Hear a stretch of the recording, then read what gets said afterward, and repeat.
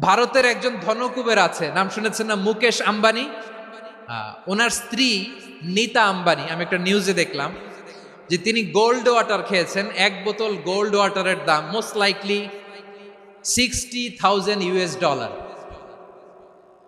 $60,000 এক বোতল gold water. কেন? এটা খেলে বার্ধক্যের ছাপ নাকি চেহারায় লাগে না। কিন্তু মানুষ যতই বয়স ধরে রাখতে চাক, এ দুনিয়ার জামিনে সে কি তার বয়স লুকাতে পারে? আমার কলিজার টুকরা সিলেট, আওয়াজ করে বলেন, এই দুনিয়ার জীবনে বয়সকে ধরে রাখা যাবে? আপনি অমর হবেন জান্নাতে, চির সুস্থ হবেন জান্নাতে।